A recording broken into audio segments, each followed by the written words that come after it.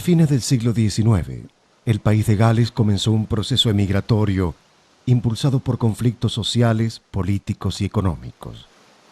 Con la intención de preservar sus raíces, los galeses tuvieron como principal destino Estados Unidos.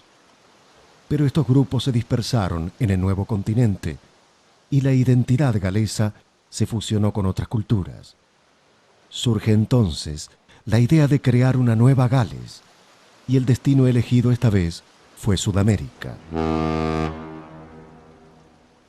En mayo de 1865 zarpó de Liverpool, rumbo a Argentina, la embarcación Mimosa.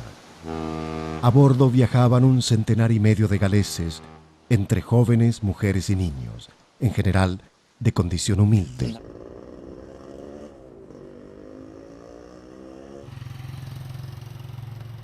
Da ni'n gallu cyrraedd yma i'r Gaiman a gweld yr arwyddion yn Gymraeg. Da ni'n gallu gweld y bobl sy'n siarad yr iaith Gymraeg ar y stryd. Gweld y plant fach sy'n ymuno i'r dosbarthiad y Gymraeg, sy'n trio dysgu yr iaith yr hen deidiau. Felly, da ni'n gweld y gobaith yn y tafodol, achos 20 mlynedd yn ôl mae pawb yn meddwl bod yr iaith Gymraeg yn mynd i marw, ond mae'r iaith yn dal i fyw. Hoy en día la población de Gaiman, aproximadamente el 40%, tiene todavía algún tipo de descendencia galesa. Nosotros somos descendientes de galeses, mi nombre es Carlos Williams. Soy Cristina Hughes. Mirna Jones. Diana Lloyd. Ellen Mariel Davis. Juan Daniel Pritchard. Pablo Evans. Guillermo Hughes. Sarah Griffith. Isabel Irma Roberts de Williams. Felly, pan o'n i'n 12, o'n i eisiau mynd i Gymru. Felly, dechreuais i dysgu Gymraeg ar fy mhen fy hun ac efo nain. Mae lleid i gyd yn fy nghalon Cymru fach. Billy es descendiente directo de una de las familias pioneras de este valle.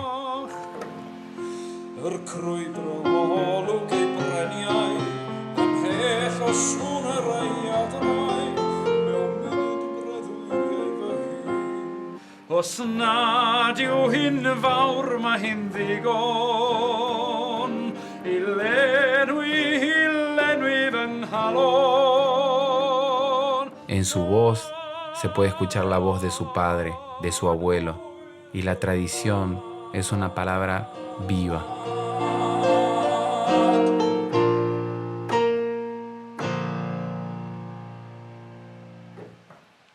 ¿Y te sentís?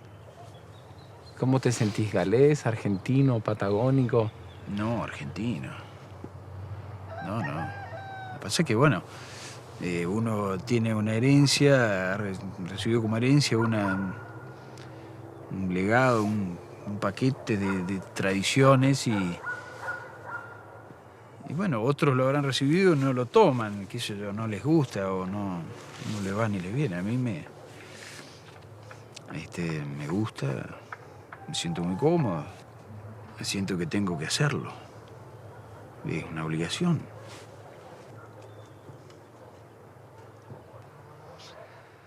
Trafeiliau y byd ei led ei hyd pan oeddwn yn ifanc a ffôl bydd glaswellt ar fy lwybrau gyd cyn delwi fi Cymru nôl cyn delwi fi Gymru nôl fy ffrind cyn delwi fi Gymru nôl o bydd glaswellt ar fy lwybrau gyd cyn delwi fi Gymru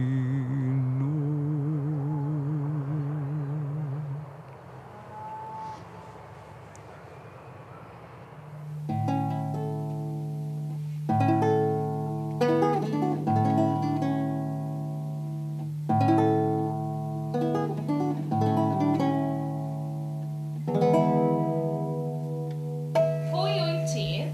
Luciano Twi. Ble wyt ti'n byw? Faint yw dy oen di? 7.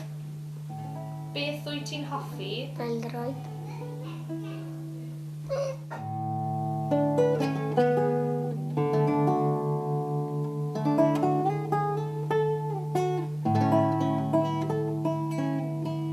Bendant, o'n i siarad Cymraeg bob amser. Fod ar y mam A yn y achos tŷ. dyna rheol y tŷ.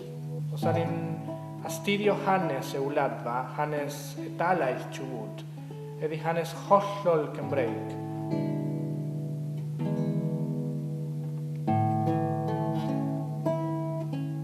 Creais i ddysgu Gymraeg pan o'n i'n 17 oed.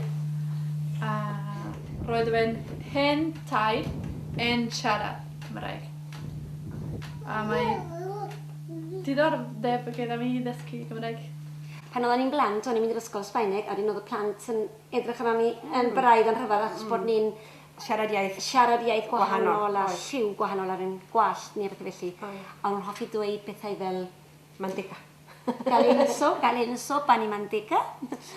Menin yn y gymharu ni'r Cymru efo bara menin, achos oedd nhw'n bita bara heben neu be bynnag o'n nhw'n bita. Pan aeth y Cymru i'r ysgolion Sbaeneg, doedden nhw ddim yn gallu siarad Sbaeneg a roedd rhaid iddyn nhw dysgu'n ar iaith. A roedd hynny ddim yn neis iddyn nhw, dyna pam penderfynodd y rhan fwyaf dysgu ddim ond Sbaeneg. A wedyn os oedden nhw eisiau, oedden nhw'n gallu dysgu Cymraeg, ond digwyddodd ddim hynny. Nôl pan oedd mam yn ifanc, oedd bob peth yn y Gymraeg rhedeg yn ni. Oedd y gwyl y glaniad yn hollol yn Gymraeg yn dweud, ddim leni. Oedd gwyl dewi, core, oedd hydnod cymdeithasu rhwng i gilydd. Y capel yn rwan, beth cymharu'r adeg yn ni ar rwan. Mae yna lot mwy o blant sy'n siarad Gymraeg. Mae'r ysgol Gymraeg wedi gwneud gwahaniaeth mawr. Dwi'n dysgu Gymraeg yn yr ysgol Gymraeg yr Andes, a hefyd dwi'n dysgu yn yr ysgol lleol. Dwi'n cael hwyl yn dysgu Gymraeg i'r plant. Mae'r plant yn yr ysgol yr Andes yn dod dydd llun a dydd Mercher, awr a hanner, a mae 2 grŵp gyda fi. Mae nhw'n cael hwyl hefyd yn dysgu Gymraeg a dawnsio wedyn.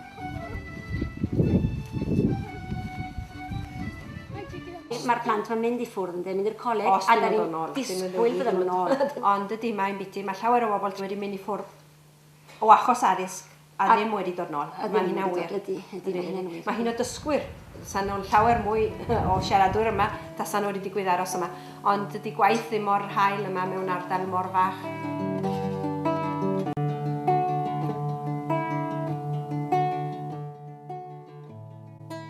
Mae rhai o cyfle yma i siarad Cymraeg. Yn yr ysgol, gyda'r athrawon, gyda'r pobl sy'n dod yma. Mae rhai o twristiau sy'n dod pob blwyddyn, pobl yr erdd, ac, gyda'r plant hefyd, ac rhai o pobl o'r dre.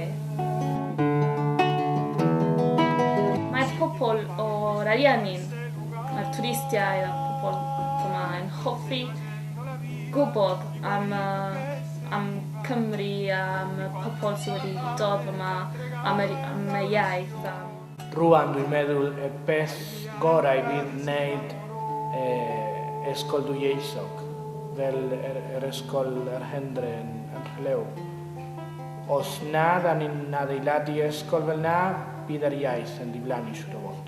Wel, dwi'n meddwl bydd yn para am hir, ond bydd yn anodd i cadw'r iaith, dwi'n meddwl. Ond mae rhaid i ni weithio i cadw'r iaith.